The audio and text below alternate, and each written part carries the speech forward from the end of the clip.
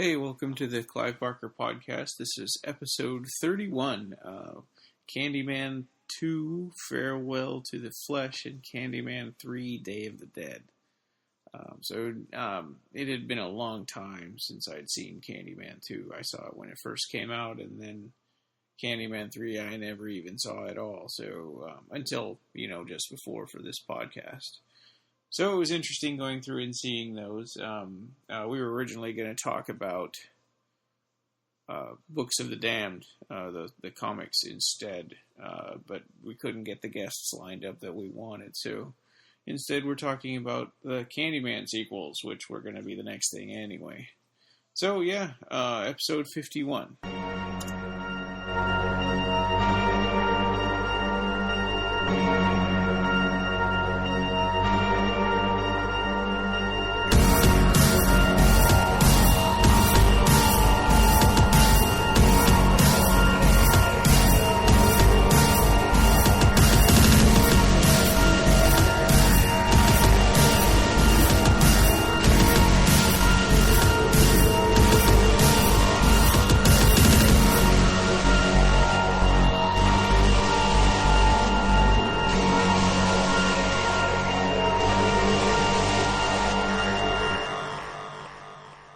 We could go straight into 1995 Bill Condon's sequel, Candyman Farewell to the Flesh.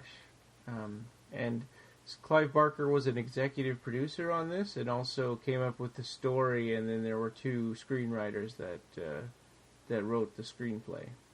Yeah, Bernard Rose did the Candyman 2, Farewell to the Flesh.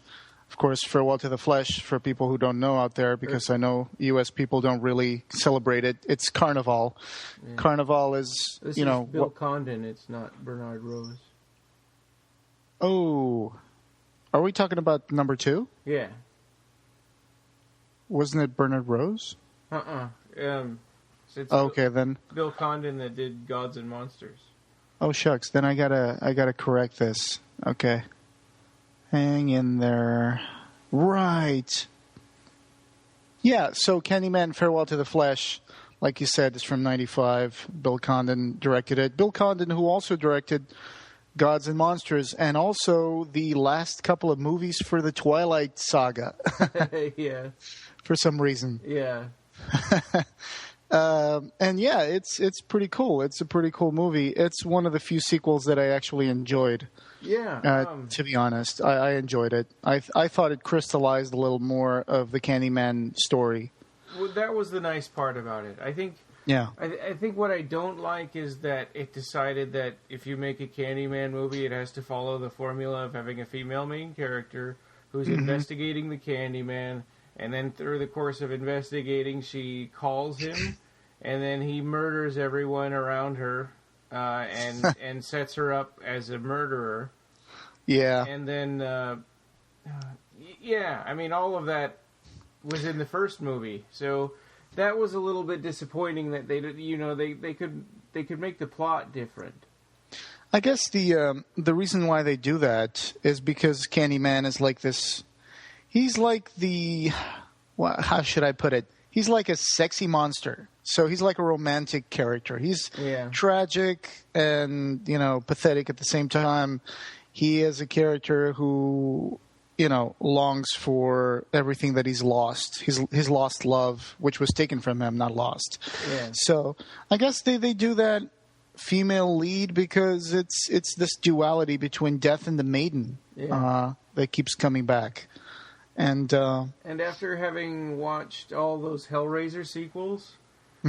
seeing somebody, get dared to say Candyman in the mirror 5 times, and you're like, come on.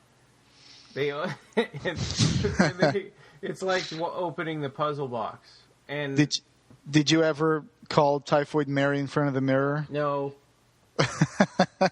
Would you do it? No, I wouldn't do it. I mean, it's like there's nothing good could ever come of it. So. Yeah. Maybe looking like a fool in the bathroom. Yeah, I wouldn't even do that. I wouldn't say Candyman either. Oh, yeah. I really like the idea in the beginning of the second film We see the professor, who was also Yeah. like the PhD thesis advisor Purcell, yeah, Purcell, and this guy is a great actor. I mean, I really enjoy him in the first Candyman and the second one. Yeah. And he's doing a book tour because after what happened in the first movie, he wrote a book about the whole Candyman myth. So at this point, everybody thinks that the character of the first film, that she killed all those people because she was too obsessed with Candyman. Of course, we know that's not true. But the funny thing is that this guy wrote a book about Candyman with a dust jacket that's like mirrored paper. Yeah. Which is really cool. I thought that was an amazing idea. And then, of course, someone in the audience dares him like, oh, you don't believe in Candyman? He's like, oh, no, and it's just a myth. And it's like, well, prove it. And then he looks at his mirrored book and starts saying Candyman 5 times. Yeah. And then, you know. This was kind of a cool thing. They had an actor... I mean, like in the plot of the movie, it was an actor tear through the screen and jump out and scare everybody. I mean, tearing through the screen is kind of, that's kind of unrealistic considering, I mean, it's a small book tour, and I don't know how could they afford to replace the screen all the time, but... Right. Which is something that, of course, this review will be full of spoilers. Just, if you haven't seen the films, I would say see the second one at least. Don't bother with the third, but... Yeah, you were talking... we'll get there, but... Yeah. You were talking about a formula, and I mean, the third one also has a scene where someone is doing a speech, and all of a sudden they are dared to say Candyman in front of the mirror, and then an actor that someone hired also like rips through. In this case, it's a mirror with a hook, and just like the second one. So but at least the second one did it first. So some things are original in the second one. Others, like you said, are returning to a formula. I think that the actor that plays, Ethan Tarrant, that comes to the book signing and then confronts him later on the street, Philip Purcell. I think he's not a super great actor. Okay. But there was a scene then when Philip Purcell is in the bathroom, and I was kind of wondering, is it racist to do a jump scare every time a black person appears behind somebody? Yeah. Well, in this case, Candyman is supposed to be black, but this movie is supposed to take place like in the South, right? Yeah, in New Orleans. New Orleans, yes, because that's one of the only places in America where you guys actually celebrate Carnival, which you call it Mardi Gras, which is like Fat Tuesday. But I see your point. Yeah. Yeah, I mean, the first half hour of the movie is a lot of that, and especially with Philip Purcell. And I don't know if that's supposed to be his own, his own sort of racism, like the characters. But there's this funny scene in the bathroom where this guy comes out of a stall and they do the jump scare because he's in the mirror washing his hands, and then he stares at the guy while he's washing his hands. And the guy's like, and then he goes, and he looks down at his book that's sitting up by the sink, and he goes, "That's my book." And I thought that was a great little moment, and I kind of wonder if it's ad-libbed by that actor. Yeah, that scene also seems like it was recorded in the worst toilet in Scotland. Yeah. But that was, I mean, I thought that moment was sort of so genuine because it's like he got caught staring at this guy and he's trying to find something to say, so he brags about his book to a guy that doesn't give a rip at all. It just states the obvious. That's what people do, and it's an awkward moment. Yeah. But, so this Tarrant guy, the Tarrant family name comes from the... Helen Tarrant, which I think was Candyman's first love. Right? Or her name was Caroline. Caroline, I'm sorry. Helen is the one from the first film. Yes, you're right. So it's Caroline Tarrant. I think she was the woman who Daniel Robitaille fell in love with and painted and sired a child to, and started this whole thing because, of course, back in the day of the I don't know what exactly the time frame is supposed to be here, but I'm guessing the 1700s or the 1800s. Yeah, so maybe, I think probably the 1800s. And then, of course, Daniel Robitaille was a painter. And the thing I like about Bernard Rose's Candyman and Bill Condon's sequel is that they fleshed out the character of Candyman. Some people say, I don't like that because I prefer that the Candyman would be something like vague and mysterious that you would never really know. He was someone that you could actually argue that he never really existed. It was just a myth made flesh by people believing him. In this case, they say, well, he was actually a guy who died and his ghost is like coming back. Yeah. So that ticks off a lot of people. It didn't really bother me. Yeah, I mean, originally it bothered me when I first saw it, but then I kind of felt like Candyman didn't really need a sequel. But I think, as sequels go, this is not bad. I mean, I think they did a pretty good job in making this and expanding the universe. I think that the soundtrack isn't very different from the first movie. It's actually a little more understated. I think the soundtrack, it was actually louder in the first movie than it was in this one. It's like a lot more in the background. Yeah, I agree. It's still by Philip Glass, who later released an album of music from Candyman 1 and 2. Yeah. So he mixed the two things together. One funny thing, which is, of course, the film stands out as a good sequel because, of course, one, it's made by Bill Condon, and then second, it was written by Rand Ravitch, who, a little bit of trivia here, Rand Ravitch was the guy who did rewrites for the Hellraiser Bloodline script after Joe Chappelle took over. So Rand Ravitch was one of the guys who rewrote Peter Atkins' script. Okay. Just a little trivia out there. Huh. And Clive Barker had come up with the basic story. Mm-hmm. And was an executive producer. So he kind of had his eye on this and was making sure that it was a decent movie. Yeah, I think this was done around the same time.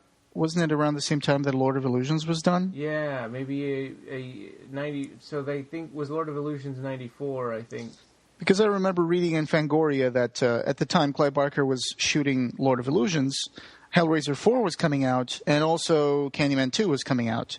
So he was getting. I remember him mentioning, or the Fangoria guy mentioning, that Clive's living room was full of dailies, tapes, all over the place, just stacks and stacks of tapes from all three films. Because he was executive producer for all three films, I think. Holy cow! Yeah, that would be tough to keep track of all that. Yeah. And then, of course, was the end, right? I mean, that was the end of Clive Barker's involvement in movies. Well, yeah. At least, he still tried to make the Tortured Souls film become a reality, but then it fell through. Yeah, and a bunch of stuff fell through it, after that, and then, but then there was like Midnight Meat Train and Book of Blood, and some stuff here and there, and Dread and stuff, but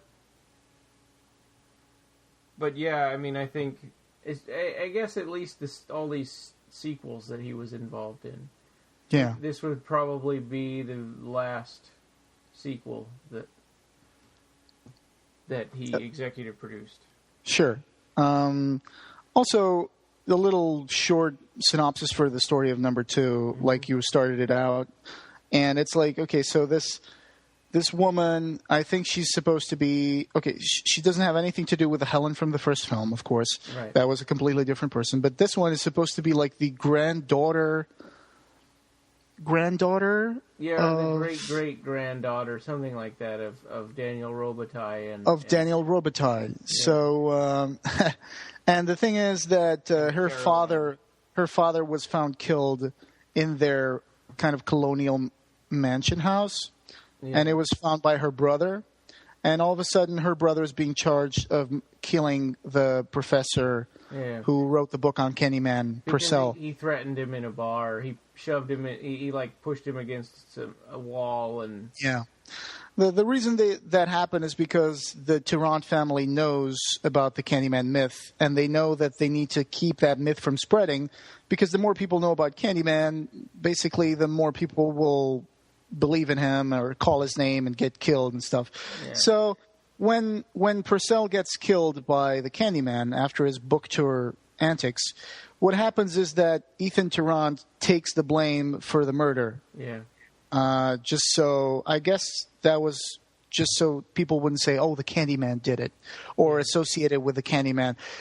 And he didn't want his sister to learn about any of this stuff. Right, because Ethan Tarrant found his dad dead in the house. And I think it's hinted that the Candyman did it, right? Yeah, for sure. Yeah. Then Annie Tarrant has her mother is still alive, and she's got cancer or something. Yeah. So she bears this burden about knowing about these secrets as well. She's an alcoholic. So when her brother is brought in by the police, and of course they're investigating, and he confessed that, I did it, I killed that professor.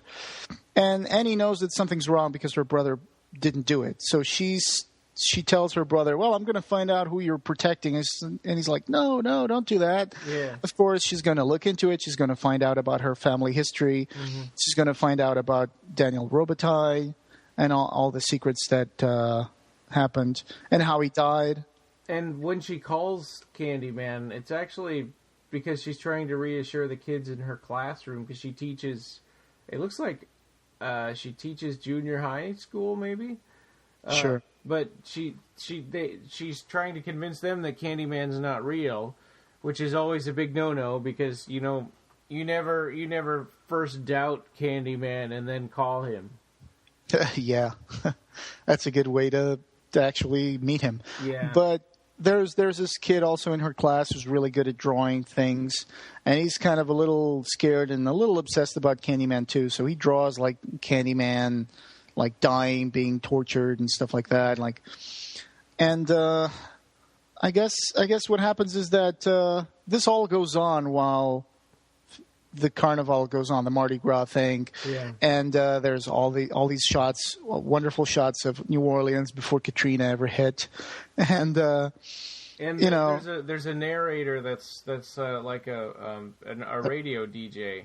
Yeah, it's the Kingfisher. Yeah, and he keeps talking about the history of Mardi Gras, and yeah, and he explains what that carnival means, farewell to the flesh. Yeah. So it's like they can use the title to to sort of try to make it sound ominous. And yeah, vale means goodbye in Latin, and carne means, of course, meat. Yeah. So carnivale is the farewell to the meat, or farewell to the flesh. So while this whole thing is going on, then there's a few, of course, people are going to get killed. People are going to get killed by the Candyman because they are in her circle of family and friends. And you knew right away, because I hadn't seen this in a long time, or since it originally aired, and you knew right away that her husband was going to die because he was so overly nice. Yeah, that's true. I think he's meant to be like a chef or something. I don't know. I got this. I've seen it like a while ago. I just refreshed it a little bit. I can't remember what he does for a living either. I mean, he obviously, his role is to be supportive and helpful for Annie. Right. They do go to the old homestead, like Frank would say. Yeah. To check out, if there was any secrets there that they could unlock about the night that her father died, and of course they find these vagrants living there, and there's isn't there like an altar or something to Candyman in the slaves' quarters. Of course, and it's got like all these candles lit, so like people have been keeping it up. Yeah, because in these movies, there's always that thing that there's a few people out there who believe in him, who are afraid of him, and who think that the best way to appease him is to offer sweets to the sweet. So they would, drop little candy stuff on the altar. You have to wonder if that's kind of insulting to him. I mean, knowing his story, like, it's not like he picked the name Candyman or wanted to get honey spread all over him. Yeah, then he kind of adopts it. Yeah, it becomes him, or he's. he's not exactly a human anymore, right? He's become this monster that's... Right. So what happens to Daniel Robitaille, we see it in flashback near the end of the film. Yeah. They keep mentioning it, but then we see it like 10 minutes before the film is over. Yeah. We see what happened to him, and he's being chased by an angry mob, and they chase him into into the open field where they hold him down, and because he was a painter, what was really important for him was his hand, his painting hand. So they get an old rusty saw and they saw his hand off. It's very graphic, very bloody. He screams. And then I just never saw this being done as a kind of like a torture thing, but apparently they rub honeycombs all over him to call the bees or something. And I would imagine that at the time they would tar and feather him, but for some reason they just cover him in honey. Well, and it would have made a little bit more sense if they had thrown a beehive on him or something. Right. But these bees are sort of supernatural. They're this cloud that comes out of the sky, and it zeroes in on him, and the bees are all over him and stinging him and to death, and then they leave again. Yeah. And when they leave, it's like they took his life essence or something, or his ghost. Yeah. And then there's a mirror which belonged to Caroline. Yeah. And this mirror, Caroline's father grabs the mirror and he holds it up to his face and said, "You defiled my daughter. Now she how can she even look at you right now?" Because he's all puffed up from bee stings, and he's like. So what happens is when he looks into the mirror, he says Candyman, and he, his soul is trapped in the mirror. So his soul is the key to his defeat. And Annie Tarrant needs to find that mirror because she finds out about the mirror from this guy called Thibodeau, who knows a lot about Daniel Robitaille. Of course, this guy also gets killed by Candyman. Yeah. And what happens is that the mirror was at the old slave quarters. Yeah, and the way that guy gets killed was kind of interesting because he's the first guy ever that doesn't get gutted with the hook. Right, right. He just has a bunch of bees sting him, and then Candyman picks him up and throws him into the wall, so his head goes through the wall. Yeah, that's pretty rough. Yeah. And of course, Annie goes to the slave quarters, and sure enough, it's a big storm in New Orleans, and the rain is pouring down. And those slave quarters are just about ready to crumble. And, there's water coming in everywhere. Everything is coming down. And she accidentally falls into the water. And then she gets up, she looks around, and she finds a glint in the middle of the lightning storm, which is the mirror. Yeah. And I think also because some of the dirt has fallen away and it was maybe buried in the foundation wall. And then when she goes to catch the mirror, there's this skeleton hand who falls in front of her. And she slaps it off and rips off the arm of the skeleton. Now I'm like, hey, that could be your grandmother. I know. Yeah. But, so she grabs the mirror. And, of course, sure enough, Candyman shows up. And that's when he gives her the flashback of what happened to him. Yeah. And it's a sympathetic monster. Candyman is a sympathetic monster. That's why he's so charismatic, I guess, because people are sorry for Candyman. If he wouldn't kill the people that they cared about, then they would never snap out of his trance, and so that's what happens here. She's under his trance, and he's shown her his past, and then she's like, "Wait a minute, you murdered my father and my husband and my mother." Yeah. But it's a twisted kind of thing that he does because he kills them because he wants them to not have a reason to go on living. Yeah. So he wants them to join him. That's why he does that. He kills everybody that means something to you so you can give up and join him, and also to keep his reputation up. Yeah. And so and this is the first time where he's killing his own bloodline. Which is strange, and it go into that even more in the next movie, but it's kind of, you'd think he'd want to protect them.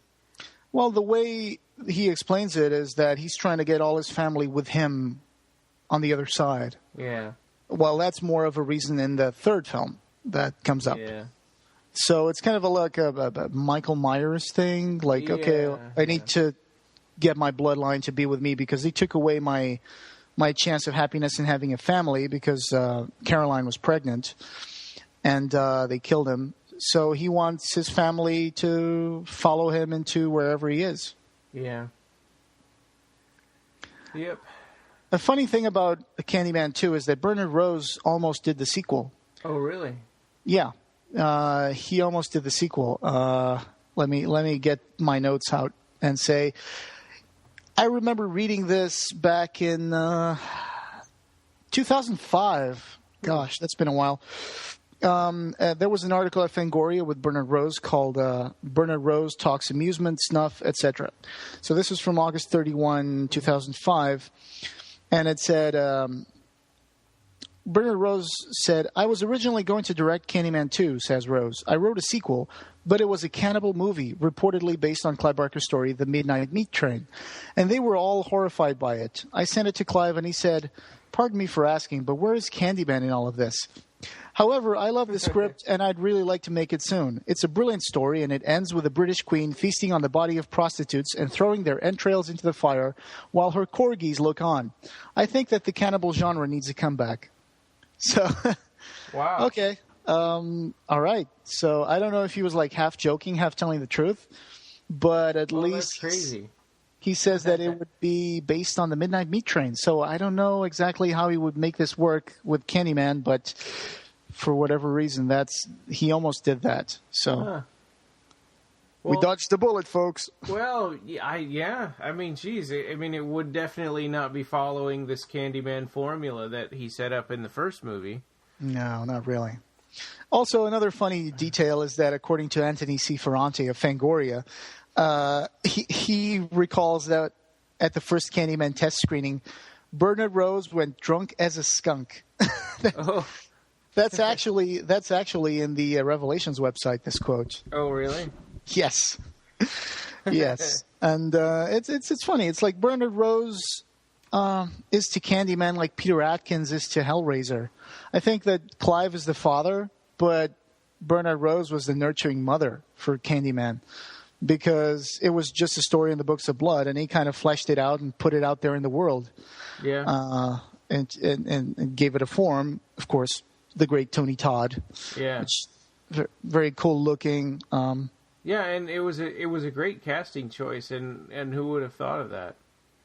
Yeah, I mean, and he was in the Night of the Living Dead remake, but I also enjoy the fact that they moved it from they moved the story from a project of council housing in England, and then moved it to Chicago, to like a ghetto area or like a projects, because I think that really added the extra factor of the black community and Candyman. Candyman is a black guy. Well, of course, in retrospect, this was made because of the change to the U.S. and because they decided to cast Tony Todd, a black man, to do Candyman. Candyman in the story originally was not even. They don't even describe him that much. They just mention this. And there was some kind of a real myth in Chicago of a character like this, and so he combined. Oh, really? He that's what I had read. He had combined that with Clive Barker's story. Oh, okay. Yeah, so that was cool. I really enjoyed it. I love the soundtrack by Philip Glass. Yeah, it's just amazing. Another little bit of trivia from an article by Alan Jones in the Film Review in March '93 called Carnival Barker. He says, I don't understand why this hasn't come out yet because nobody made it a secret. Particularly, Bernard Rose hypnotized Virginia Madsen for certain key scenes. For example, the sequence with the bees. Virginia is susceptible to stings and was very nervous. So the whole set was cleared while Bernard spent 10 minutes putting her in a trance. She got through the exacting scene without any hitches as a result. Yes, I was as cynical as your face at this moment suggests you are, but watch that scene carefully and you'll see what I mean. So, okay, so Bernard Rose hypnotized Virginia Madsen. Wow. Well, and her getting hypnotized by Candyman was really convincing. Yeah, and So I've read a lot of interviews also with the Tony Todd mentioning how he worked with the bees and how there was like an actual bee trainer on set. And I mean, the scene where the bees were in his mouth in the first movie, that must have been really, really hard to make. I asked him about that when we were at Mad Monster Party. And oh, yeah? All he could say about it was, yes, it was difficult, but, if you see the movie, it was worth it, and you can totally tell that, he wasn't a stunt double or a mannequin. Right. Yeah. I think they got stung a few times. Yeah, I'm sure. Yeah. So, let me see. Anything else that we should mention about the Candyman 2, or can we move on to 3? No, I mean, I think that especially in comparison to number 3, the acting and the characters were great. Yeah, I mean, I thought the characters in this were good, and they did a brief sort of explanation of how Candyman could come back, because he pops up in different places, and so New Orleans was even a more important location to him than Cabrini Green in the first Candyman.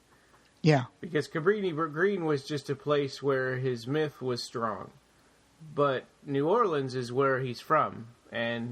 So I think that this, in a way, this is more of a personal story about the Candyman character, like you were saying, and where in the first one is about the myth of Candyman becoming a reality. Right. And also, it fleshed out a little more the tragic aspect of Candyman. Oh, yeah. They really make him more of a sympathetic character, which at the time was still something new. I mean, we didn't really have sympathetic movie slasher villains. Freddy Krueger was killed by an angry mob, but he was a kitty fiddler, so... Yeah, so nobody cares. Nobody cares, but in this case, it's a lot worse. There's, racist mob lynching and... actually, Bill Condon said in '95 to Cenobium, which was this fan-made fanzine, made by Ed Martinez. He said, "I think in the first movie they'd show a lot more than actually made its way into the movie." Mm-hmm. Oh, I'm sorry. I think in the first movie they shot a lot more than actually made its way into the movie, showing the sort of more tragic side of the character. I think there's a real exploration of the love between Candyman and the Madsen character, and I think they sort of shied away from it all. Tony was disappointed about that. So we try to build into every scene the sense of the tragic loss. We try to make you feel for his character. So many terrible things were done to him, it is hard not to feel sorry for him, like the Phantom of the Opera or the Hunchback of Notre Dame. So there you go. That's one of the reasons why Bill Condon decided to include all that backstory and make it more of a romantic character. And I think before we get into this third movie, I also wanted to say that it's not quite as artistic as the first Candyman, but I think this is kind of more of an artfully shot movie. Mm-hmm. A lot of the scenes are actually shot in mirrors. Like you'll see a lot of the shots are set up so that you're looking at the reflection of the characters in the mirror instead of straight on. That's really well spotted, and sometimes it's not an easy thing to do for a movie director because you don't want to risk having the camera show up in the shot in the mirror. Yeah, part of what I do for a living is taking pictures in bathrooms, and it's really hard not to get yourself in the mirror all the time. Right. Because you're taking pictures of houses to put them on sale, and then it's Yeah. So, and of course, there was also like the whole duality of human nature with mirrors. Like there's the reality of us standing in front of the mirror, and then there's the mirror image, which is like this magic thing when we were kids. It's like, how does that happen? How does the world inside the mirror exist?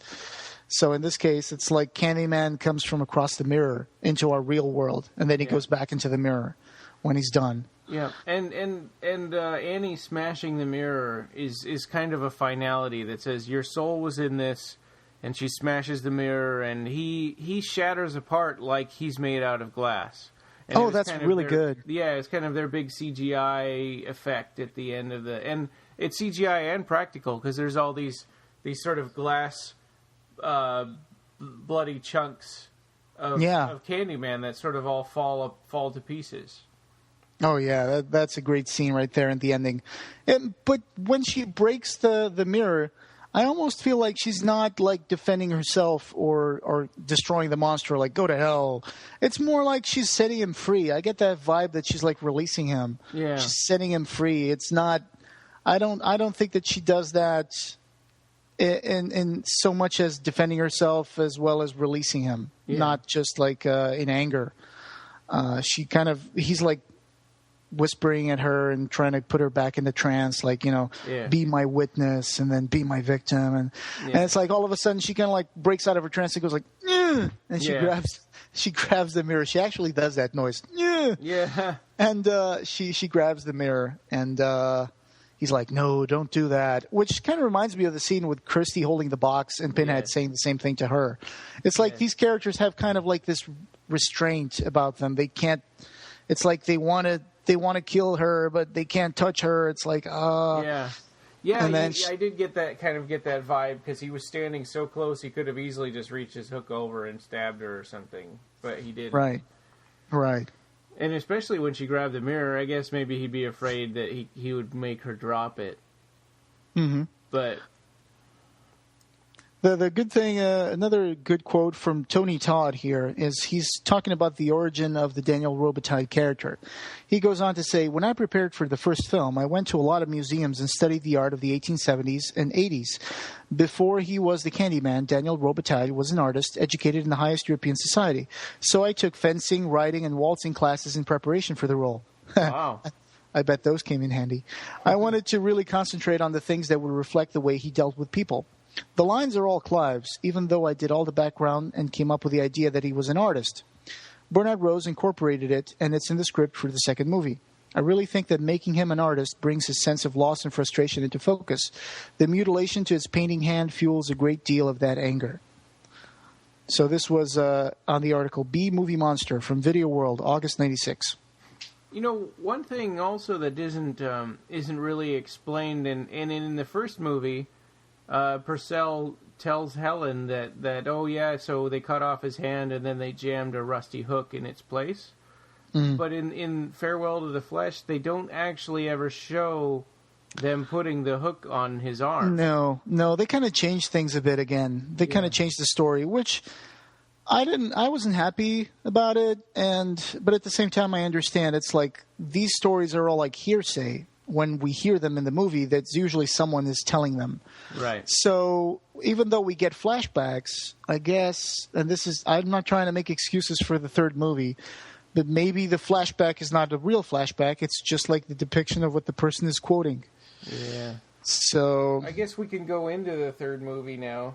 Sure. Candyman, the third movie. Day of the Dead. Was made in 1999 by Turi Meyer, and I looked him up because I'd never heard of this guy. And he's directed some episodes of like Buffy the Vampire Slayer and Angel and that Superman show. What is that called? Somethingville. Smallville. Lois and Clark? Oh, okay. Smallville. And right. But no like nothing movies like that you can. I mean, I think he wrote Leprechaun 2. Oh man, the one in the hood? I don't know which one is which. Oh, man. Okay. Yeah. Because I love Leprechaun in the Hood. It's just so bad. Oh, my God. That's just a terrible film. You can see it on Netflix. Yeah. So the main character... So one thing we didn't mention is the very, very ending of number 2. Annie Tarrant had a baby.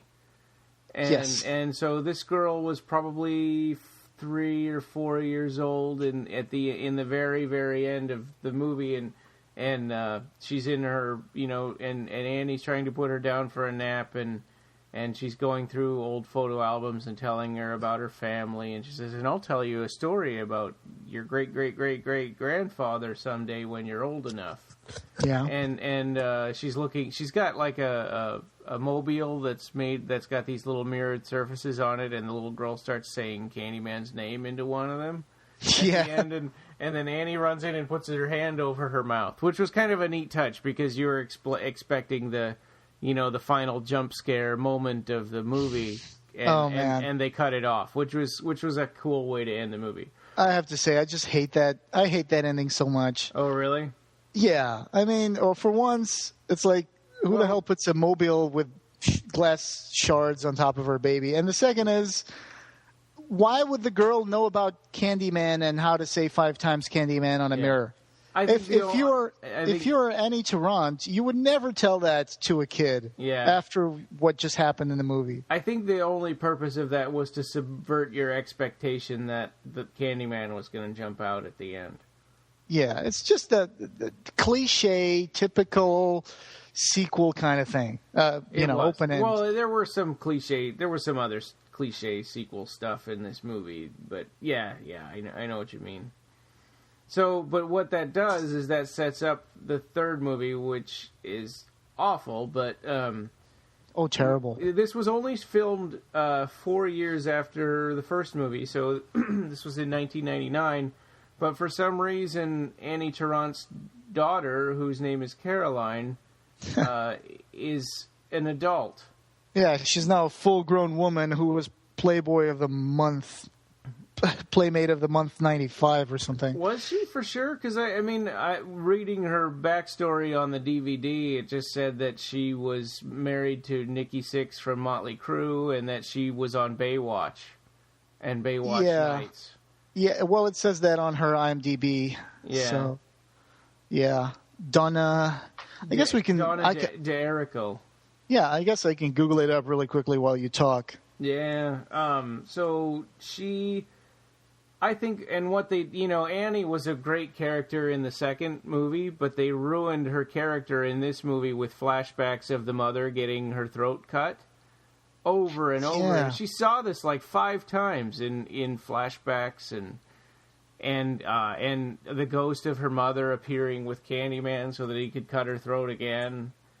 Oh God, that's terrible. Yeah. Oh, by the way, I'm just looking at Donna D'Errico nude. Oh, okay. Maybe we should add this to the show notes. No, I'm just kidding. Well, yes, she was the Playmate. She was the Playmate of the Month. Well, that also kind of explains why she was naked in so much of this movie. Yes, she was. She's naked in the shower. She's, she's shows up. Doesn't she show up as Carolyn also in the flashbacks? She does, right? I think so. Yeah, she is Even Carolyn. Though it was a different actress in Candyman 2. Yeah, that's one of those old movie tropes, which is if you're someone's great-great-great-grandson, you're going to look exactly like him. Yeah, I know. That happens also with Hellraiser Bloodline. It's like all the Merchant and Le Marchand characters all look exactly alike. And 20 minutes into the movie, there was no explanation about how Candyman could come back, and that really irritated me because it was like they went to such pain in the second movie to set up this thing with the mirror. And then in this movie, all they ever say about it is like, as long as his myth is still alive, he'll keep coming back. Right. Which actually, kind of makes some sense, but at the same time, it's like the monster always dies or is destroyed at the end of the films, and he always comes back. Yeah. In the case of Candyman, as long as someone believed in him and said the words, that he would come back. I guess. So, except that there's one scene where. And of course they've got Donna D'Errico all tied up in a chair with a ball gag in her mouth, and his flock, his congregation, call Candyman, and he shows up and murders them all. It's like, okay, well, those are the people that were keeping you alive by believing in you, and now they're dead. Well, they would serve him in his own way because them being killed would just further the myth of the Candyman murders. Except that it's all getting pinned on her. Well, yeah, I see what you mean. Yes, it's just very confusing. Say, hey, I saw him and he's real. If he had just left one of those people alive. But they did have an altar set for Candyman, so if the police were to check it out, they would still say, well, this woman killed them all in an altar to Candyman, blah, blah, blah. So. And the actress that played Annie Tarrant, her mother, is a different actress than played Annie in Farewell to the Flesh, and a terrible actress. Yes. Basically, all she does is stand there naked, full of makeup, and has her throat cut off over and over and over again. Yeah. And cries a lot. Yeah. Yeah, so in this movie, she's a painter, right? Donnie D'Errico's character, Caroline. Yes. Tarrant. She's much like her great-great-granddad. She's a painter. Actually, her last name's not Tarrant. Even though Annie's last name was Tarrant, Caroline's last name is like finicky, or it's some weird. It's like, I think maybe after the husband who got killed. In the second movie. Yeah. I mean, she plays the role of Carolyn McKeever. McKeever, that's what it is. Okay. Yeah. But then it's like, oh, we found out, but the cop said, oh, we found out your real name. Yeah. And it's like, yeah, she comes from the Tarrant family. Yes. Yeah, and this, there's one cop that's so much of a jerk that it's kind of a little hard to swallow. Yeah, Wade Williams. He plays like the worst stereotypical bad cop ever. Yeah, like he constantly is spouting out racial stereotypes of every character in the movie. Yeah. Yeah, like if there's a Latino one, then he calls him a wetback. If it's like a black guy, he calls him a boy. Yeah, and it's like tells him to go play basketball. Yeah. And it's like this dude is like taller than he is, and I'm like, okay, all right. Yeah. Yeah, and you know that he's going to die. But actually, to their credit, I thought he would get killed by Candyman halfway through the movie, and he didn't. Right. Actually, there's a twist ending at the end, which is kind of silly and corny, but yeah. But one of the things about this movie is, so Carolyn McKeever, who actually shares the same name as her great-great-grandmother, she is a painter, like you said. And she's setting up this exhibit with her friend who's... And we never see her painting. I mean, she's just not... She's not really convincing as anything except a model. Well, the paintings that are shown in the movie, they pretty much just look like canvas prints of studio photos. Yeah. That's another thing, which I was looking at. That's supposed to be a painting? That looks like someone's photo printed on a canvas. Yeah. Especially the Candyman one. I was like, oh my God. Yeah, and the Carolyn ones. I mean, gosh, the Carolyn ones are a dead giveaway that it's like a studio photo. I liked that Annie Tarrant was doing a painting in the second movie, and it was really convincing it was a real painting. It wasn't very good, and she kept saying, "Yeah, it's not finished yet." Yeah, and that was a lot more convincing than this stuff in the third movie. Oh yeah. So Carolyn is trying to set up this painting exhibition, and I guess her friend, who's like the gallery owner or the guy setting up the whole exhibit, he wants to make this like into more of a spectacle about Candyman and the Candyman murders, and you come here and you will see the paintings of So those paintings were supposed to be Candyman's paintings or Carolyn's paintings? Yeah, you don't know. I mean, I kept going. It's back a little and confusing, forth right? Trying to figure that out. Yeah, it's a bit confusing because at one moment I thought they were supposed to be her paintings, but then I think it's supposed to be Candyman's paintings, and I'm not really sure. It's like, if they're Candyman's paintings, then why is she even an artist? Why does she even have them? Where did they come from? Or like, it's just I mean, maybe she just inherited them from her because of her family, but from where? I mean, they chased them into a field and killed him. I'm assuming that pretty much all the stuff that was his was probably destroyed or something. Yeah. I don't see Carolyn's dad in the 1800s saying, well, we just lynched that guy, but now I'm going to keep his paintings because they actually look pretty cool. Yeah. Well, in the second movie, they did say that Carolyn bought the house. The daughter that was in the womb later bought the house, but that would be like 20 years later, and but the paintings would never be there. Yeah, I mean, it was a family disgrace that Caroline Tarrant was, impregnated by a black guy, so they were like, and it's a huge plot hole. I mean, that they never even bothered to explain whether these were Carolyn's paintings or Candyman's paintings. Well, they have to be Candyman's because there really was no picture of Daniel Robitaille that she could have painted it from except maybe from her dreams that there's she. that picture from the photo album from the ending of the second movie. Picture from the photo album? Yeah, there's a photograph of Daniel Robitaille in a photo album that Annie is going over with her daughter that's like 7 or 5. Oh, yeah. And that's Daniel Robitaille. He's your great-great-great-great-grandfather, and I'll tell you a story about him when you're older. I wonder if that's just a terrible anachronism to have a picture of someone taken, a slave in the 1800s or 1700s. Yeah, I think it would be the late 1700s. But he was sort of elevated above because he was allowed to do a painting. And right. He had been... Still, I guess these paintings are probably either Daniel Robitaille's or they're from her. It was a bit confusing. Maybe someone out there who actually saw the film, not at 1 a.m, can probably shed some light on this. But because we saw this movie late last night. Yeah. But in any case, there's that thing they do, which is imitating the second movie, where the guy says, "Oh, you're not afraid of Candyman? Well, prove it." And she says Candyman 5 times in front of a mirror. And of course, the owner of the gallery has hired an actor to, ram this hook through the glass and scare everybody. And of course.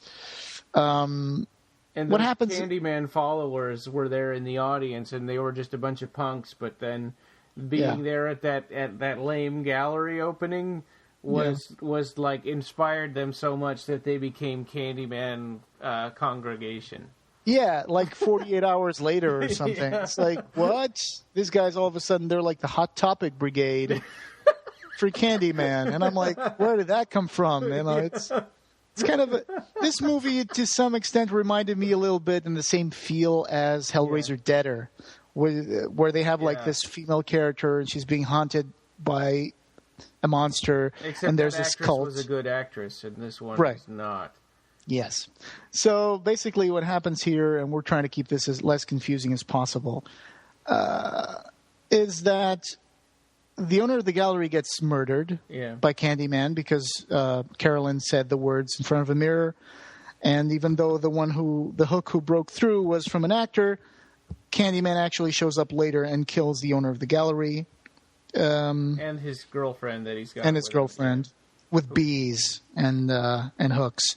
So basically there's a lot of boobs in this movie. Yeah. And the owner of the gallery has this girlfriend or whatever for the night. And just as they're about to go into the bedroom, the door kind of slams shut and bees start coming in through the room windows, and they sting the woman to death or half to death. And then Candyman shows up and sticks his hook through the guy's body and kills everybody. Yeah. And Carolyn is the one who finds the bodies after that. And this is something that keeps happening to her, that she wakes up in some strange place. So she wakes up on a bench outside of the gallery. Yeah, because she sees Candyman the first time when she's so mad at the owner of the gallery for doing that thing with the actor that she doesn't want to ride home, so she just walks. And when she's like at this really horrible-looking train station or something. We have a cool moment in the film, which there are not many. It's not often that it happens, but the bees. The bees start coming in through the subway tunnel or something, and Candyman's sort of floating on this cloud of bees. Yeah, the bees are like holding him up or something. It's like floating, and he sits down on the platform. Idea. It wasn't executed. They did the best they could, probably with the budget that they had, and you kind of appreciate that. Yeah. So in this movie, there's also a few subtle differences in the Candyman character. Like his jacket is different. Yeah. His jacket is like less padded and black. Yeah. It's and more and in the first movie, his jacket was pretty ratty, and it was it had like a red on the inside, and and it had like those what do you call it? The fur around the sleeves. Yeah, and the collar. And the collar. And this one, it's a plainer jacket. And he's not shown in so much of a warm light. It's more like cold tones and blacks and grays. So it's like he's been desaturated. This movie shows Candyman very desaturated. Yeah. And so she sees him show up at the train station, and he calls her name and he starts approaching her and she starts falling into that trance. Mm-hmm. And then the next thing it happens is that she wakes up in a park bench near her house. Yeah. And it's morning. So, yeah. Okay. She's been sleeping on that bench all night and nobody said anything I'm picturing Candyman picking her up from the train station, walking her through the streets to her house and setting her on the park bench and saying, wow, she was heavy. Yeah. And that's going to happen again a few more times. So one of them, go ahead. Yeah, go ahead. No, go ahead. She wakes up and thinks, oh no, Candyman is here, and I called him at the gallery. So she's like, oh no, and she runs to the gallery, goes up the stairs, looks in the bedroom, and she sees the corpses of the gallery owner and the boyfriend. And when she screams, it's like this squee. It's like. Yeah. And oh my God! It was so phony, and it's like you just broke my eardrum. Yeah. Oh, I did. No, I'm just kidding. Yeah. So I mean, at that point, it's like, oh, is this what this movie's going to be like? So of course the cops think that she did it for some reason. No. She is brought in for questioning, and she does mention that the last person she saw her friend with and his girlfriend was the actor who did that whole hook through the glass window thing. So he shows up at her house saying, "What did you tell the police?" It's like, you told them I was the last guy you saw with him and that I had a weapon with me? Yeah. It's like, what's wrong with you? This cop is going to pin this on me and I'm screwed. And then she's like, she has the worst idea ever, which is the actor says, also, apart from the dude getting killed, someone stole all the paintings from the gallery last night. Yeah. And I heard it was this gang. And she was like, hey, you know what? Maybe we should investigate this. Go meet that gang, get the paintings from them, prove they killed, our friends, and then the police won't think that you did it. Yeah. And I'm like, what? Isn't that the police's job? Yeah, it's like, okay, I know that the police is supposed to be, painted in a, evil light in this one because the cop is such a bad guy. But it's like, why would you even think that was an option? That you're going to meet with some gang, some Latino gang or something. You're going to get the pictures from you're a woman, and he's like an actor. You guys are not, Starsky and Hutch. Yeah. And there was another cop that was actually the one that was black. That was actually a decent cop and like a good guy. And his character seemed like it was supposed to get developed, and like he would kind of start believing her and have a relationship with her, but he never does. No. But then it's funny that also this movie relies a bit on having some kind of holiday about the dead being ongoing along with the story. Like the second movie was is it supposed to be Mardi Gras in California? I don't know. I think it's supposed to be like, I would say Miami because there's so many Cubans in this film. Oh, maybe that's I don't know. That would make sense because that's not as far away from New Orleans. I'm trying to look and see. Yeah. Candyman is back. No, I can't. I don't think I can see where it takes place. Actually, let me see. No, I don't know. I don't know where this takes place. Maybe it is Florida. This was supposed to be shot in East Los Angeles, California. Yeah. So, yeah. But there's only a few moments in this film which I think are good, which is when, so Candyman starts showing up and he starts killing people around her. And a lot of the people he kills, he shoves his entire hook through the front of from the back all the way through so that the whole hook is sticking out of the front of them. Yeah. There's a particularly silly-looking kill, which is the good cop. Yeah. When Carolyn is in the car, and at this point the police thinks that she's doing the killings. Yeah. Or that she's involved. The apathetic cop, I guess he would be. Yeah. Yeah. And he starts making fun of her in the car, and it's just her and the good cop. Well, it's not good because he starts teasing her, and he starts like really kind of harassing her and says, "Oh, so who killed those people? Was it the Candyman or was it your mom?" Yeah. And it's like all of a sudden this guy starts coughing, and she's like, "Oh, are you okay?" And he starts coughing. All of a sudden we go to the back of the car seat, and we see them like cough, and all of a sudden all this blood comes out in the windshield. And then all of a sudden, like, this hook comes in through his mouth. Yeah, and out the back of the car seat. And out the back of the car seat. And it's like, oh, oh. Yeah, He's got, like, the hook. What was making him cough? I don't know. Like, it doesn't make any sense. And then, of course, Candyman shows up from behind the passenger seat. Yeah. He's like, whoop. And it's like he's got his whole arm jammed in there. And I'm like, oh, man.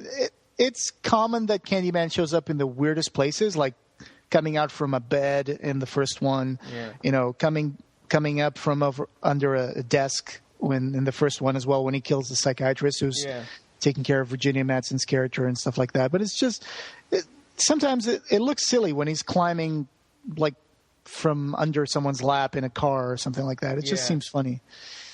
But anyway, so her friend, or unlikely friend, who's the actor who's played by Jesus. I'm trying to find the name of the guy here. Well, he's the actor with the hook that did that thing. He's the one the police thinks did it along with her, but then the police starts thinking that she did it, and it just gets really confusing. And then the actor friend of hers gets abducted by Candyman. Yeah, and he hooks through his back and hangs him from the ceiling. Yeah. For hours. And leaves like bees like stinging him all over his body and stuff. Yeah. Well, anyway, I mean, it's just weird. I mean, they really do change a lot of things around here from the second movie. Like you said, her mother keeps showing up. Yeah. And she knows that her mother killed herself because, or so they think, because the last thing she told her was, we need to make sure that nobody else believes in Candyman. We need to destroy the myth. Yeah. Which is bad advice, right? I mean, as soon as you start purveying doubt, that's when Candyman shows up and kills everybody. Right. But she said that they needed to destroy the myth. Like kill the stories, don't propagate it. And, of course, this would be almost impossible to do. Yeah, because you just make it worse when you do that. And Annie Tarrant should have known that. Right. Yeah, I mean, a lot of it is she's running around and Candyman keeps showing up and scaring her, and then she runs away from him again, and he's like, Candyman will be like, here's your mother, look, I'm killing her again in front of you. Yeah.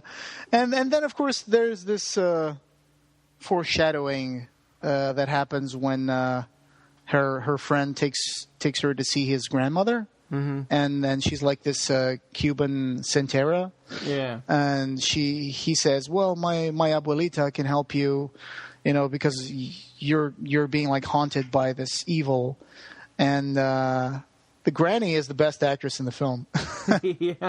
And she goes. I was hoping that she wouldn't get killed, and she did. Yeah, me too. Yeah, me too. Yeah, that's funny because I was like talking to my computer. I was like, that woman better not get killed.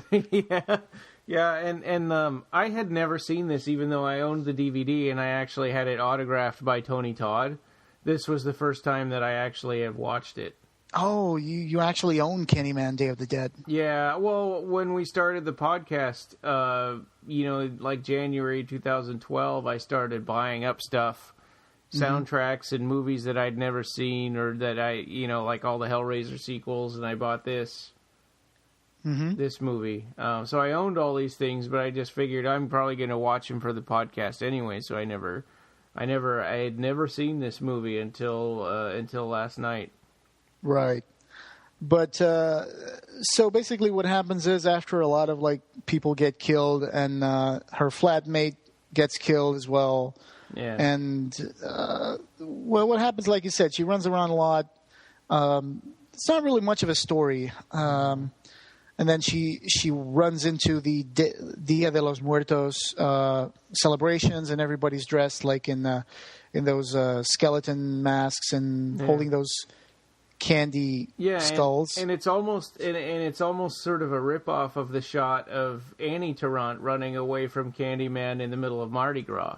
Yeah, and there's a very silly scene where, like you said, she sees Candyman killing her mother again in the middle of the revelers. Yeah. And she starts screaming, and at this point the bad cop is following her, and he follows the screams. He sees like this blonde woman with her back turned to him, and he pulls her around, and it's like some dude in a wig and a tank top.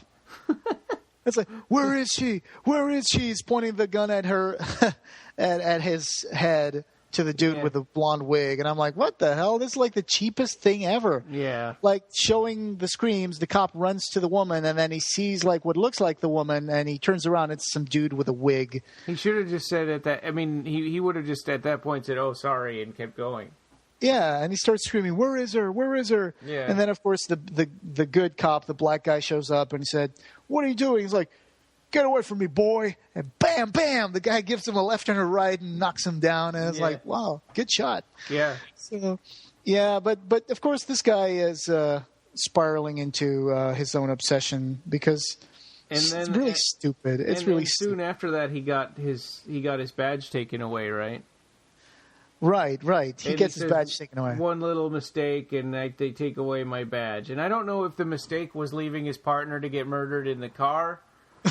Yeah. Or if it was all the racist stuff that he does, or pointing a gun in somebody's face. Yeah, or getting his clock punched out by another cop. Yeah. I think it's a mix of everything, really. Yeah. So basically what happens here is that she ultimately gets taken. I think this happens after the Hot Topic Brigade gets killed. Yeah. Right. And there's cheap scares everywhere in this film. It's like when Candyman kills all the Hot Topic Brigade, she's walking out of that shed, and all of a sudden this guy who's hanging from the ceiling just falls in front of her and like hangs there by his feet. Why did he fall just as she was walking through the door? And you hear this scream that doesn't come from anywhere. It's just sound effects, folk. It's the soundtrack. But they put a scream there, and she's like, whoa! And you hear this, ah! It's like, who the hell is screaming? It's not the actress, and it's not the dead guy, so that's really cheap. There was another cheap moment, too, where she's coming home, and she drops her keys in this grate, and she hears her roommate from behind the door screaming like, oh no, who are you? Don't kill me, oh no. And then she finally gets her keys and she scrambles to open the lock, and she's like, guess what, I got the part. And she for was a horror movie. Yeah. Oh. I think she was actually practicing for her death scene, which is a little further ahead in the movie. Yeah. She does the funniest face when she gets killed by Candyman. Did you see her face? Oh, yeah. Yeah. It's like this face of like, I can't believe this is happening to me. Yeah. She's got like her lips are curled back and her tongue is almost like out, and she got bug eyes. Like, and she tried to make, everybody's trying to force Caroline to say the Candyman thing in here. And she did that. She made her do that right in the first like 2 minutes of the movie. Yeah, and then the funny thing happens, which is when someone says Candyman in a film, they usually power through the 2 or 3 first times they see Candyman, like Candyman, and then at the third one they change, they turn really serious, they get really scared, and they're like, kick Candyman, kick Candyman, and then they never say it, shucks. But it's just funny the way that their face, it's like, I'm acting. And it's like Candyman. Then for the third Candyman, boom, scared face. Yeah. Bug eyes. Candyman. Yeah. So anyway, it's a really bad film. It's a straight-to-DVD horror film by Terry Meyer. Yeah. There was actually plans for Candyman 4. Yeah. Yeah, I'm glad that it stopped with this one. I mean, the character is great and everything, but that's the great thing about a movie is you can watch the same movie again. I mean, you can watch Candyman 1 and Candyman 2. Yeah. They don't have to keep making new stuff. And then also the makeup effects on this third movie are bad. I mean, when Candyman reveals himself, he opens his jacket. Oh God, I know. Yeah, the torso with the bees, right? and you can see like what's supposed to be his intestines underneath the rib cage, and it looks horrible. It looks like a plastic model that they jammed onto his stomach. It looks like he's wearing that over his shirt. His shirt. Yeah, it's like it's that an anatomy thing they just like cut out, and you see like his intestines, and they're like colored, and there's like the lower intestine, and you can see Candyman's colon. Yeah. And it's like, oh my god, that's terrible. But he was so rotted that you could see his rib cage, but like all of his intestines and stuff look like they're in perfect shape. Right. You should hide that stuff, just show enough to make it creepy. Yeah. Don't like have him open his jacket and say, hey, and this is my ascending colon, and that's my descending colon. This is my transversal one right here. It's like, and that's my appendix under there where the bee queen is. Yeah, it's kind of like somebody, it's like this director had some kind of a notes of this is what you need to have in a Candyman movie, and he grudgingly did it. And Candyman needs to say all the same lines that he always says in every movie. Be my victim. I came for you. I must shed innocent blood. And sweets for the sweet. It's just a bunch of like spouted lines from the first two films. Yeah, and it's a little, it was really good in the first movie. In the second movie, I kind of wish that they had, done some new lines. And in this third movie, it's like, give me a break. He can say more than just the things, the same lines over and over again. Yeah. And also, what was up with that mountain of skulls and that altar at the end of the movie? Because at the end of the movie, she makes her way to this shed where, like, some girl got killed years ago, and they said it was the Candyman, and then she finally goes there sort of and reminiscent of the bathroom where the little boy, where the retarded boy was killed in the first movie. Right, and she's there to see if she can find her friend De La Paz, who's the Cuban actor, and then she finds him there, and there's this altar.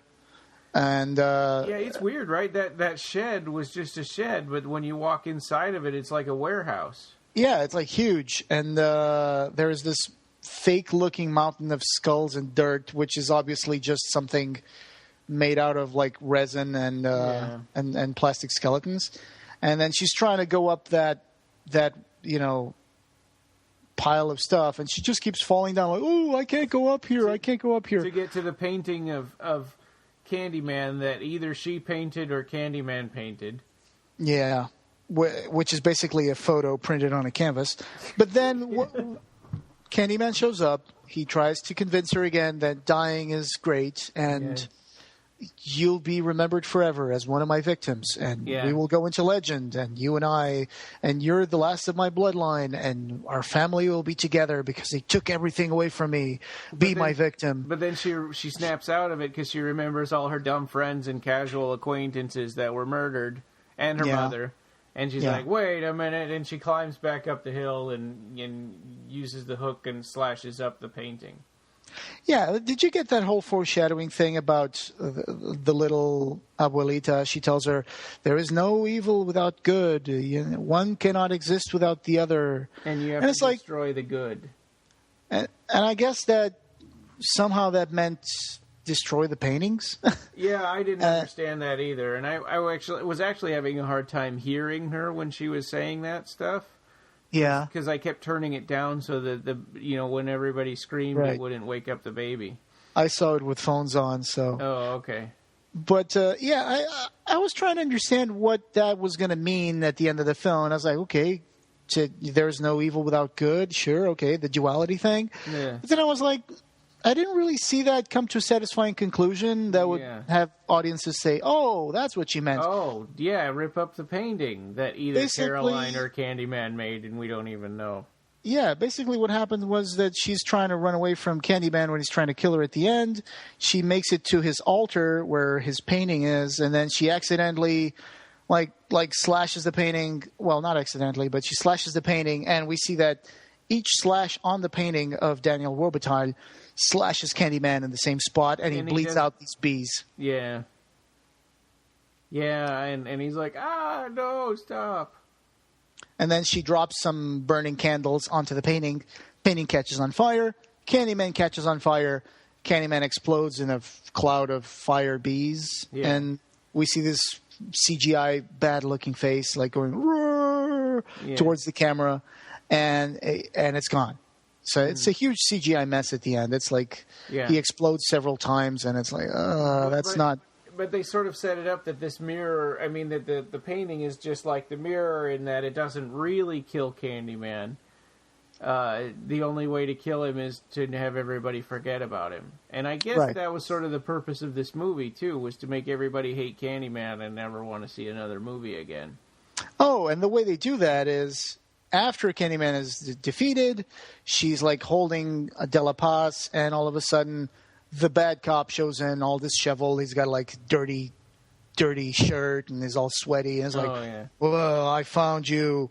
You disgust me because you like that wetback, and I'm, he's holding like the hook that was the murder weapon for. I don't know where he got it. He has that meat hook that came from the Hot Topic Brigade.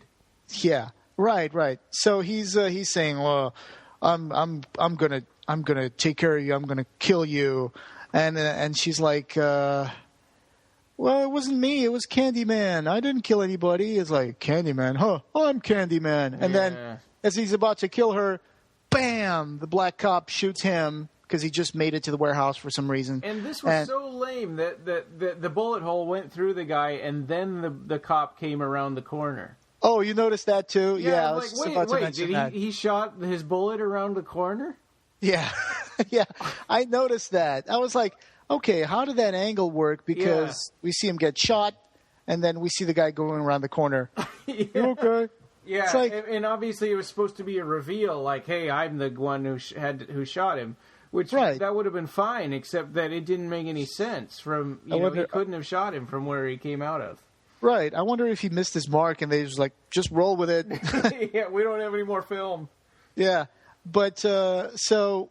When he goes down, the cop goes down, and he's holding the meat hook, and she remembers her mother saying, we need to destroy the myth. We need to make people not believe in Candyman. And then she says, it was him. He did it. He's the Candyman killer. And then it ends on this press conference where the black cop is saying, well, after a long and intensive internal affairs investigation, we discovered that this policeman was responsible for the Candyman murders. All of them? Yeah. What? Yeah. How did they even do that? Yeah. A lot of them, they probably wouldn't have even been able... I mean, he would have had alibis and... Right. Yeah, it's like, whatever. It's just a nice wrap-up for the film. Yeah. So people... would not believe in Candyman. They would say, oh, there was no Candyman. It was just this crazy cop killing people. Yeah. But you kind of wonder in the second movie, too, how did Annie get away and not be arrested? Well, yeah. I guess the kids testified in court, we saw Candyman. Yeah. Because her school... the class saves her from the slave quarters, right? Yeah, and I guess that, as long as they can say that they saw somebody that wasn't her, or they don't have to say, like, he's a ghost or whatever. I guess. Yeah. It's just not worth thinking too much upon. No, especially this third one.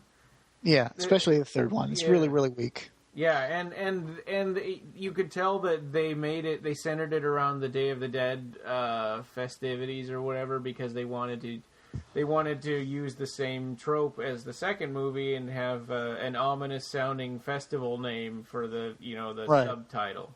Yeah, well, Carnival is not that ominous at all. It's more ominous about Day of the Dead, because Day of the Dead actually has skulls and skeletons, and you have a picnic in the cemetery. Right. Yeah, Carnival is about getting drunk and dressing up. Yeah, and Farewell to the Flesh, it's like, well, yeah, if you say the word flesh, it sounds bad, but they just mean don't eat meat.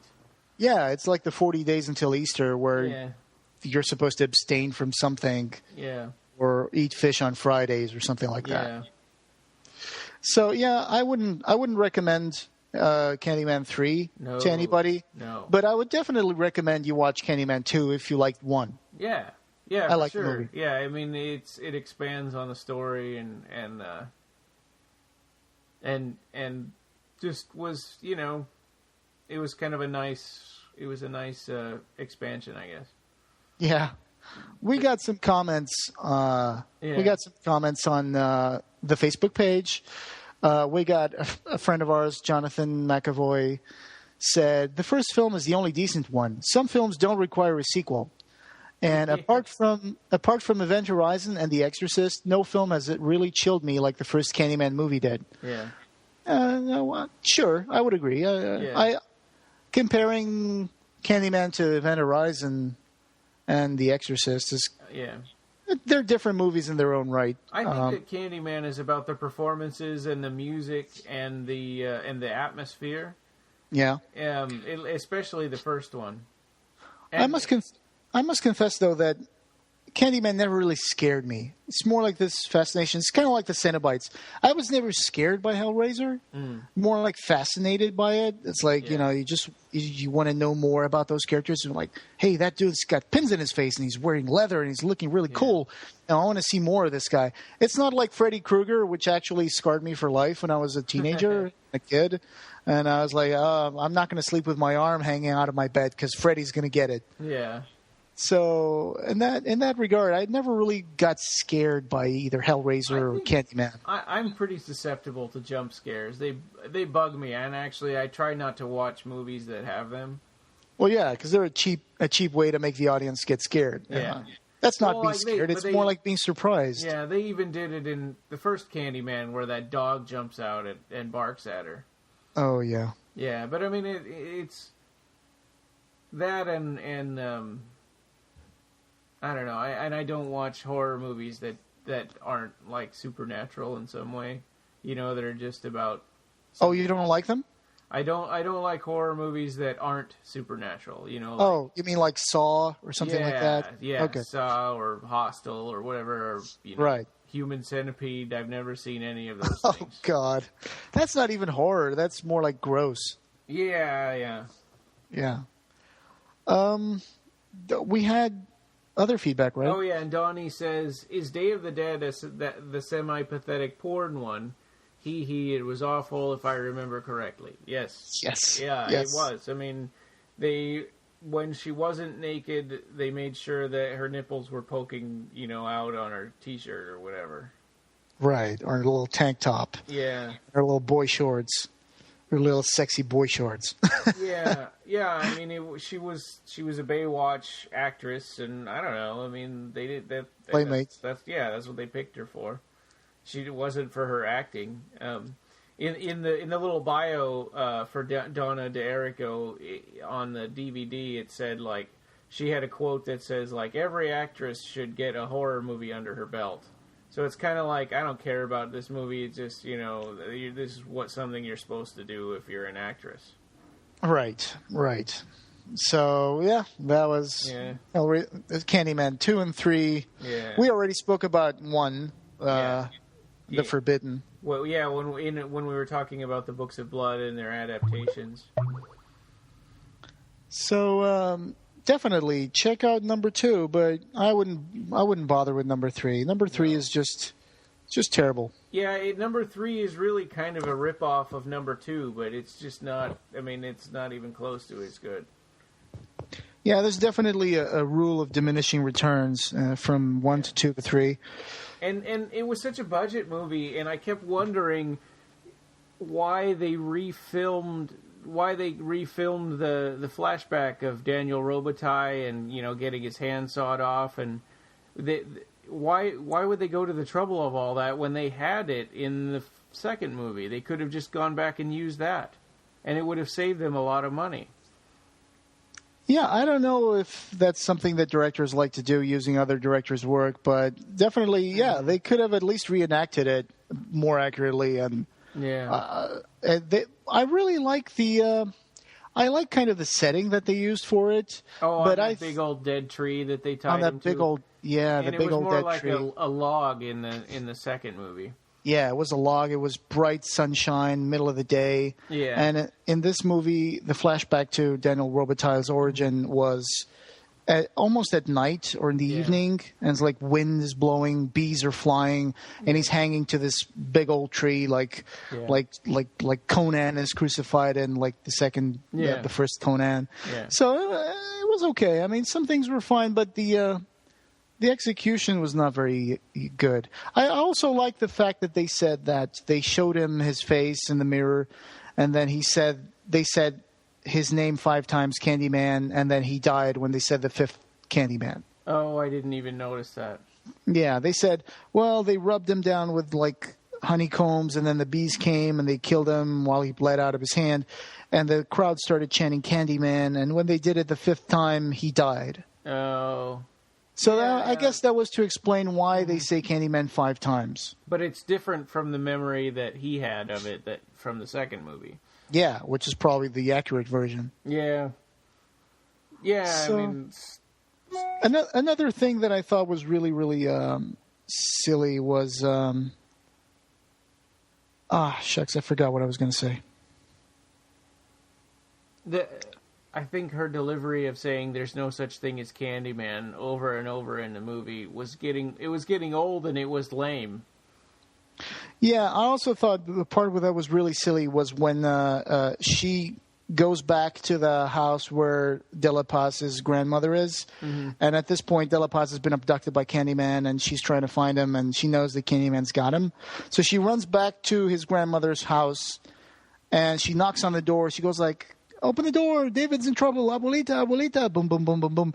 And then we see the old lady like go to the door, open the door, and then all her urgency, it's like she walks in, she shuts up, and she says, "Can I use your bathroom?" Yeah. And I'm like, okay, so you know that her grandson is in jeopardy of dying. Yeah. And you're knocking on the door, like banging really hard. It's an emergency. And then you walk in, the first thing you say is, "Can I use your bathroom?" Yeah.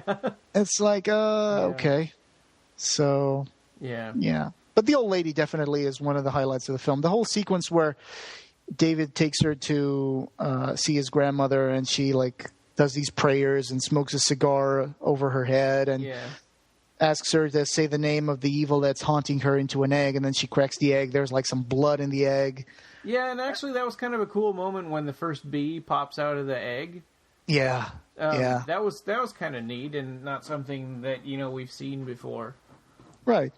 So, but the it's not worth seeing the movie for. No, I wouldn't say that. Yeah. So that was pretty much it. Candyman 2 and 3. I hear they're going to make a 4th one. I don't know much about it, but I don't know.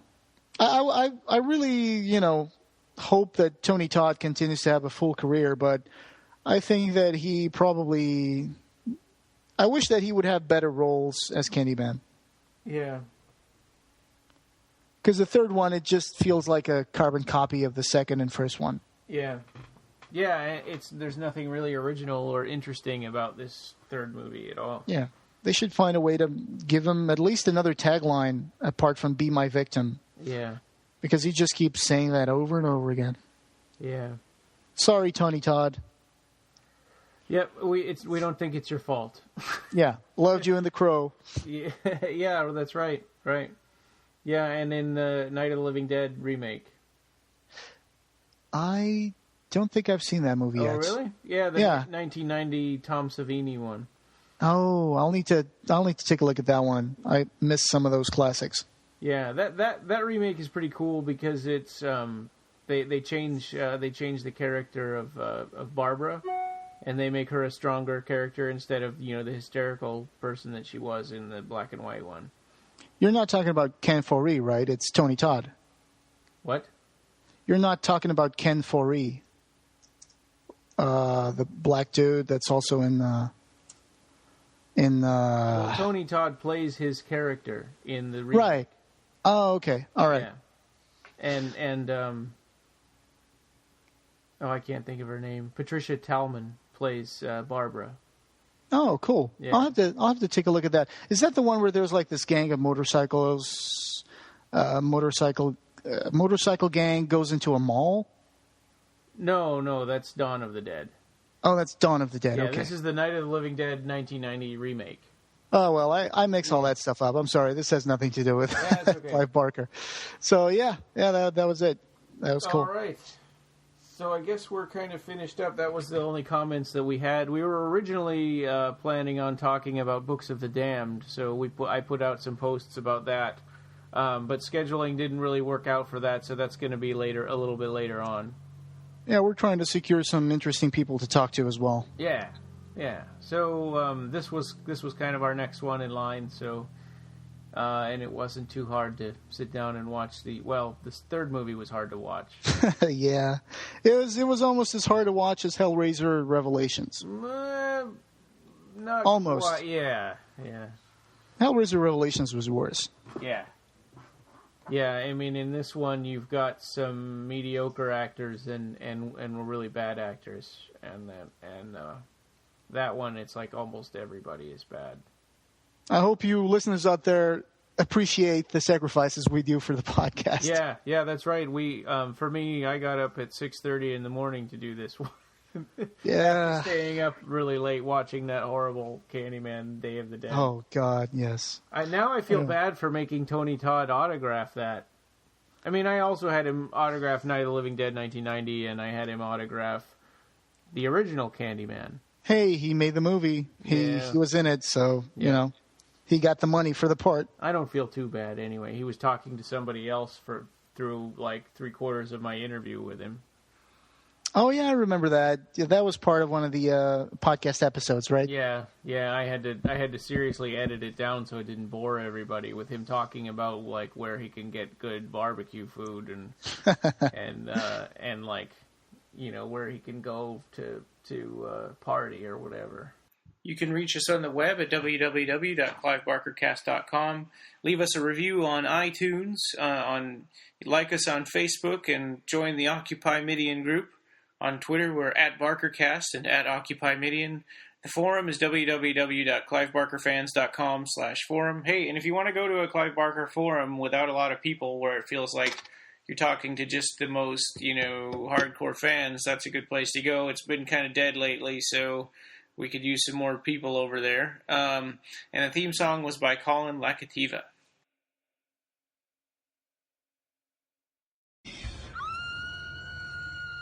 They say you call his name 5 times into a mirror and he appears. Candyman.